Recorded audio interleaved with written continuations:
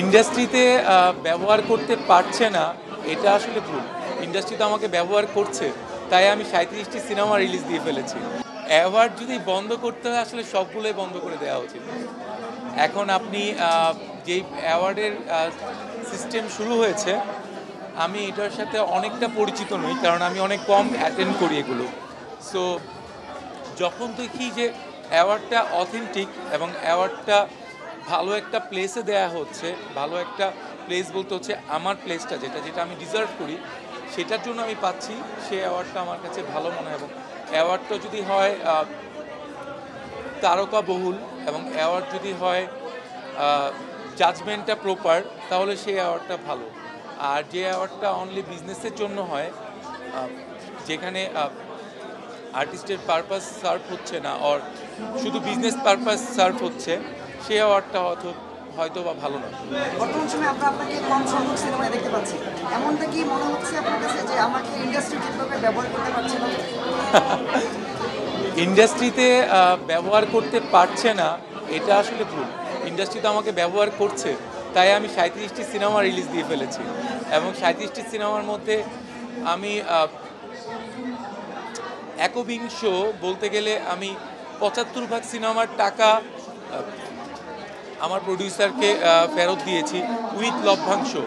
So বাণিজ্যিক সিনেমার ক্ষেত্রে আমাকে ব্যবহার করা হচ্ছে। হ্যাঁ, আমি একটু কম কাজ করছি, এর কারণ হচ্ছে গল্প বুঝে কাজ করার সময় হয়েছে এখন। সো একটু বুঝে শুনে কাজ করলে হয়তো বা গোলটা দিতে পারবো, আর না হলে গোলটা দিতে পারবো না।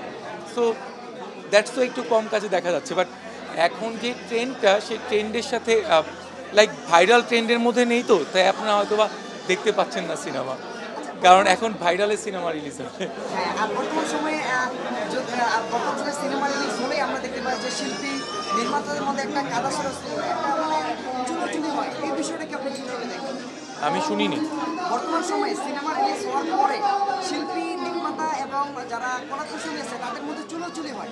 এই চুনোচুনিটাকে আপনি কিভাবে দেখেন, বা আপনার কাছে কি মনে হয় এটা হওয়া উচিত? আমরা আসলে সবাই ফ্যামিলি বেসিকলি।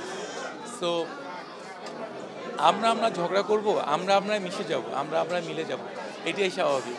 আগেও ঝগড়া হতো, আগেও এরকম হতো। তফাৎটা একটাই জায়গায়, এখন এত ক্যামেরার কারণে জিনিসটা ফোকাস হয়ে যায়। এবং আরেকটা জিনিস, সোশ্যাল মিডিয়া মানুষকে অনেক বেশি ইজি করে দিয়েছে আমার কাছে মনে হয়। আগে বাপ্পিকে খুঁজতে হতো পত্রিকার কোনো একটা পেজে অথবা কোনো একটা টিভি চ্যানেলে যদি আসে, আর নয় হলে। আর এখন বাপ্পিকে দেখা যায় কোথাও যদি হাঁটতেও যাই, সেখানেও বাপ্পিকে দেখা যায়। তার মানে বাপ্পি যা করছে তার তলের খবরটা আমাদের বাংলাদেশের মানুষ খুব তাড়াতাড়ি পেয়ে যায়। সো দ্যাটস ওয়াই মানুষ দোষ খুঁজে বেশি, আর দোষ দিতে পারলে ভালো। আর চুলোচুলির কারণ হচ্ছে, আমার কাছে যেটা মনে হয়, এখন আমরা যে ভালো কথাগুলো বলছি, সেটার কারণে